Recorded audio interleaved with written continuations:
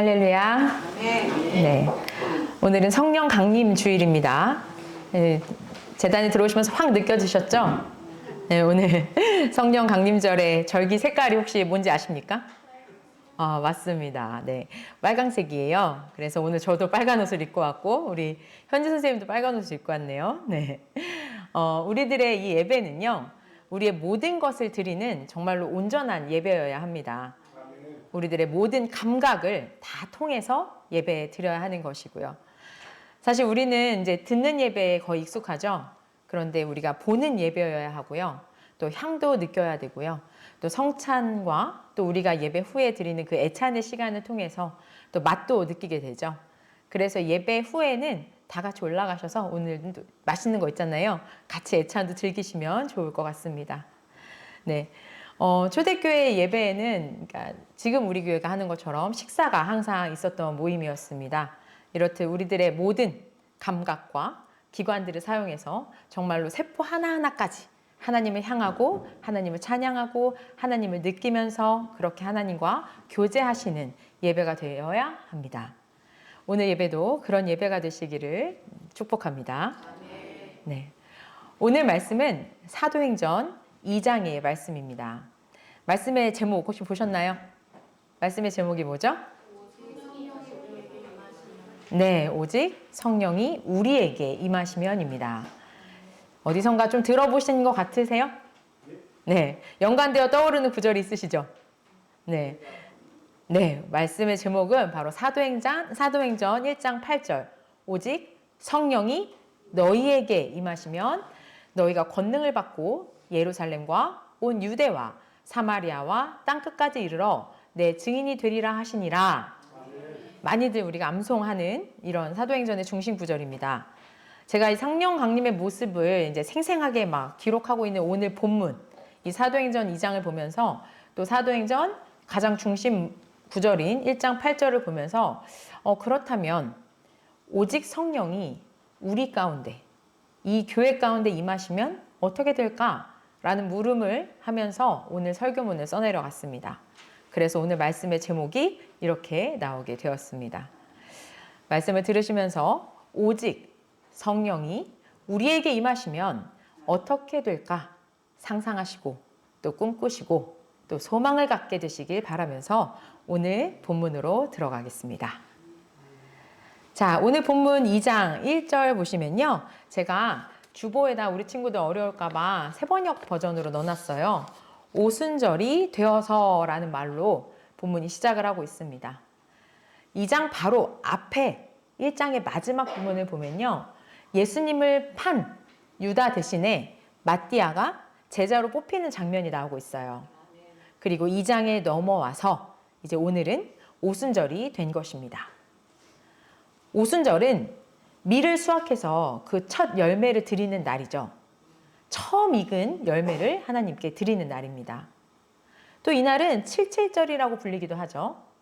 그리고 시내산에서 율법을 받은 날로 그것을 기념하는 날이기도 합니다. 네, 신약의 시대를 우리가 지금 살고 있잖아요. 그럼 우리는 이 의미를 어떻게 기억하고 있나요? 어떻게 오순절을 보내고 있나요? 우리는 예수님께서 부활하시고 나서 그들에게 살아계심을 보이시고 또 하나님 나라의 일을 말씀하셨죠. 그렇게 40일 동안 이 땅에 거하셨고 40일 후에 승천하십니다. 그리고 나서 부활절 이후에 50일이 지난 지금 주님께서 말씀대로 모여있던 또 약속하셨던 것을 기다리던 이들에게 성령을 부어주신 날로 우리는 기념하고 있습니다. 이러한 내용을 우리가 알 수 있는 것은 바로 오늘 본문인 사도행전을 통해서입니다. 사도행전이 아니고서는 예수님께서 부활 후에 40일 동안 지상에 계셨다는 것도 우리는 알 수 없고요. 또 40일째에 승천하신 내용도 기록되어 있지 않습니다. 그리고 오순절에 성령이 부어진 사실도 사도행전에만 기록이 되어 있습니다.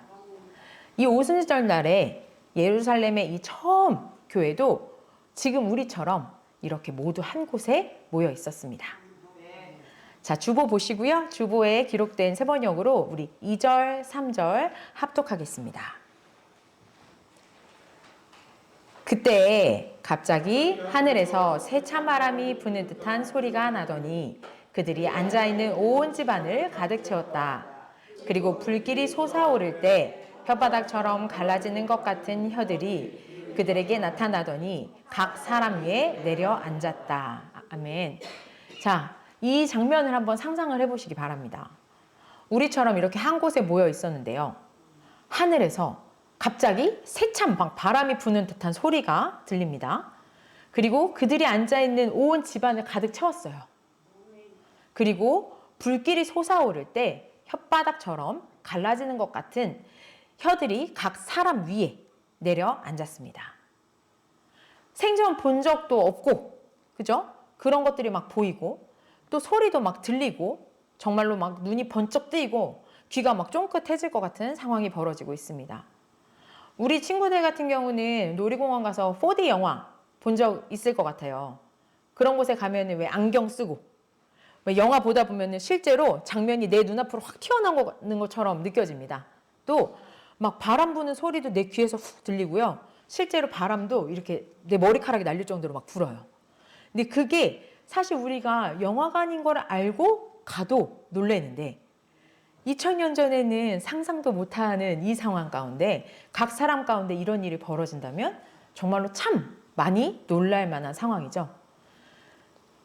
그런데 이 2000년 전에 몇 날이 못 되어서 성령으로 세례를 받을 것이라는 약속을 믿고 또 기다리던 이 사람들은 어쩌면 아마도 조금은 이 일을 느끼고 있었을 것 같기도 합니다. 그 당시 사람들이 보던 성경은 구약 성경이잖아요. 이 성경을 통해서 알고 있었던 그 시내산 장면, 율법을 수여받던 그날, 연기가 자욱하고 하나님께서 불 가운데서 그 자리에 강림하시죠. 그 사건. 또 모세가 하나님과 독대할 때 그 떨기나무에 붙었던 그 불, 나무에 불이 붙었는데 나무가 타지 않던 이 기이한 일이 벌어졌던 그 사건.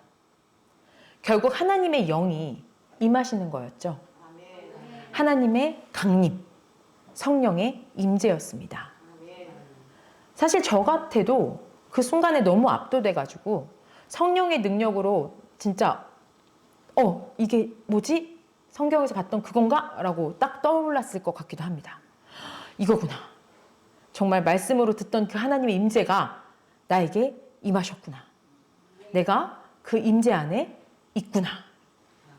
이렇게 생각하지 않았을까 생각해 봅니다.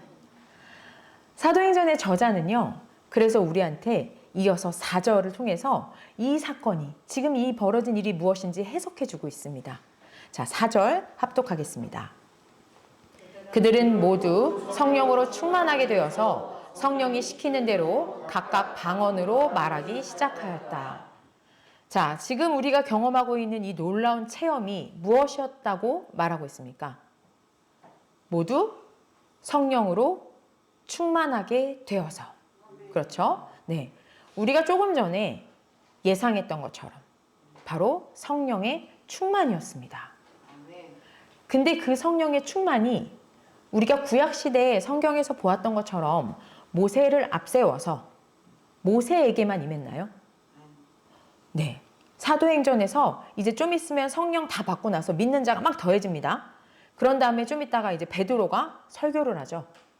그럼 설교하게 될 베드로에게만 이 성령이 임하나요? 아닙니다.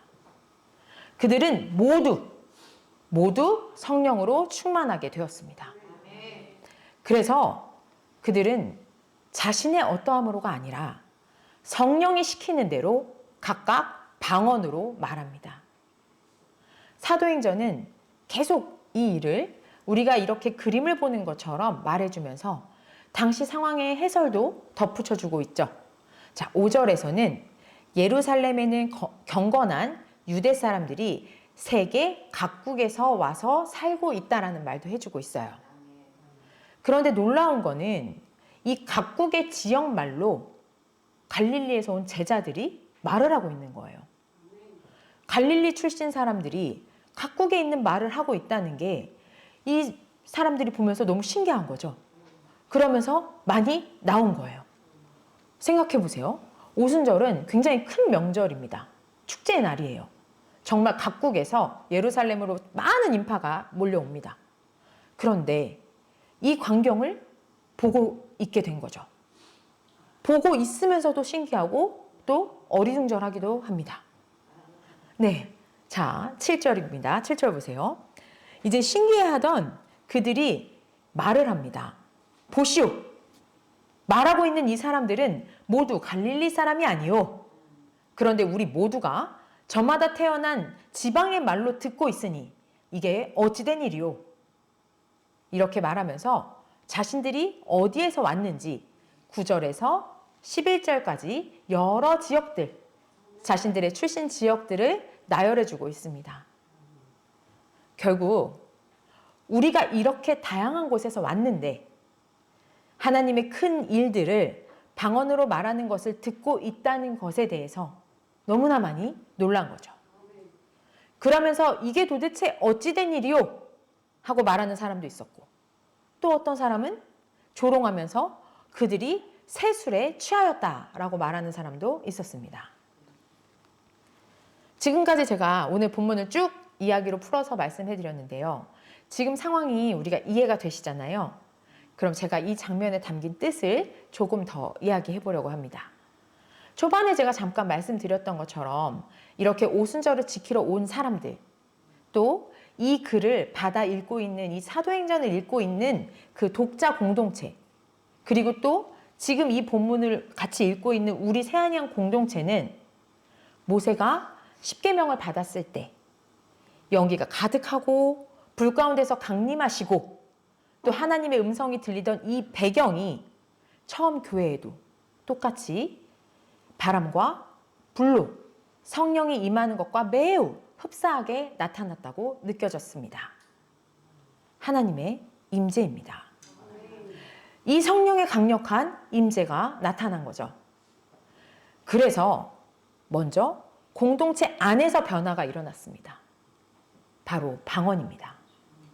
성령의 은사가 공동체 가운데 공개적으로 드러났습니다.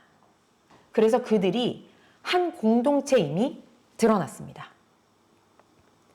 그랬더니 외부에 있던 사람들이 들어옵니다. 몰려들었어요. 그리고 의아해합니다.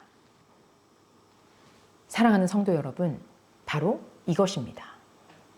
오순절날 처음 교회에 있었던 일이 바로 이러한 일이고, 또 우리 교회에서 있어야 하는 일이 바로 이러한 일입니다. 그들이 성령이 오셨다, 하나님이 오셨다는 것을 단번에 알고 들어온 것은 아니었습니다. 그저 의아해서 몰려든 것입니다. 그들은 세술에 취했다는 오해도 하기도 합니다. 그런데 괜찮습니다. 우선 살면서 경험하지 못했던 공동체를 본 것입니다. 이 땅에서 볼 수 없었던 광경을 본 것입니다. 자신들의 상식을 넘어가는 일이 벌어집니다. 바로 그때입니다. 베드로가 11사도와 함께 일어나서 목소리를 높여서 그들에게 엄숙하게 말합니다. 유대 사람들과 모든 예루살렘 주민 여러분, 이것을 아시기 바랍니다. 내 말에 귀를 기울이십시오. 이렇게 복음이 선포됩니다. 술 취한 것이 아니고 요에서에 나와 있는 구약의 말씀, 이 말씀이 성취되었다는 것을 선포하는 것입니다. 사도행전 2장 17절에서 21절, 우리 베드로와 11사도가 우리가 돼서 한번 목소리 높여서 교독해 보도록 하겠습니다. 하나님이 말씀하시기를 말세에 내가 내 영을 모든 육체에 부어주리니 너희의 자녀들은 예언할 것이요 너희의 젊은이들은 환상을 보고 너희의 늙은이들은 꿈을 꾸리라. 그때 내가 내 영을 내 남종과 여종에게 부어주니 그들이 예언할 것이요 또 내가 위로 하늘에서는 기사를 아래로 땅에서는 징조를 베풀리니 곧 피와 불과 연기로다. 주의 또 영원한 날이 이르기 전에 자, 21절 가장 큰 목소리로 우리 다 같이 합독하겠습니다. 누구든지 주의 이름을 부르는 자는 구원을 받으리라 하였느니라. 아멘. 이것은 성경의 말씀을 지키기 위해서 예루살렘에 방문한 이들에게 정말로 딱 맞는 설교입니다. 구약의 성취입니다. 이것이 바로 구원의 길입니다. 그렇게 복음을 듣게 되는 것입니다. 누구든지 주의 이름을 부르는 자는 구원을 받습니다. 그럼 이제 그 주가 누구인지 주 예수 그리스도를 이어서 소개합니다. 36절 함께 읽겠습니다. 그런즉 이스라엘 온 집은 확실히 알지니 너희가 십자가에 못 박은 이 예수를 하나님이 주와 그리스도가 되게 하셨느니라 하니라. 아멘. 너희가 십자가에 못 박은 예수, 그분이 주님이심이 밝혀지고 있습니다. 결국 성령의 임재는 예수님이 누구이신지를 드러내는 사건입니다. 시내산에서 수여받았던 율법, 옛 계명, 옛 언약은 사도행전의 오순절에 관한 오늘의 본문에서 새 계명, 새 언약, 신약, 바로 곧 우리 예수님을 통해서 새로워지고 완전히 완벽하게 성취됩니다. 그런데요, 여러분, 성령의 임재는 비단 시내산과 또 오늘 본문인 사도행전의 기록에만 나오는 게 아닙니다. 바로 누가가 쓴 1권, 누가복음에 이미 등장했었습니다. 누가복음 3장 16절인데요. 제가 한번 읽어드리겠습니다. 요한이 모든 사람에게 대답하여 이르되 나는 물로 너희에게 세례를 베풀거니와 나보다 능력이 많으신 이가 오시나니 나는 그의 신발끈을 풀기도 감당하지 못하겠노라. 그는 성령과 불로 너희에게 세례를 베푸실 것이요.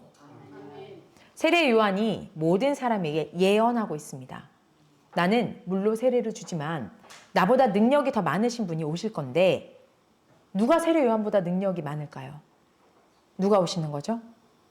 그렇습니다. 예수님이 오십니다. 예수님은 여러분에게 무엇으로 세례를 준다고 말씀하십니까? 성령과 불로 세례를 주실 것입니다. 바람 같은 성령과 불로 덮으실 것입니다. 이 예언이 바로 예수님이 떠난 후 약속을 붙잡고 기다리던 날들 중에서 바로 오늘, 지금 이 사도행전에서 일어난 것입니다. 그런데 여러분, 사도행전에서 이렇게 바람과 불 같은 성령이 내려오시기 전에 성령이 비둘기같이 내려오시는 사건이 벌어졌습니다. 그것은 언제인가요? 아멘. 바로 예수님의 세례 장면이죠. 누가복음 3장 22절 제가 한 번 더 읽어드리겠습니다. 성령이 비둘기 같은 형태로 그의 위에 강림하시더니 하늘로부터 소리가 나기를 너는 내 사랑하는 아들이라 내가 너를 기뻐하노라 하시니라.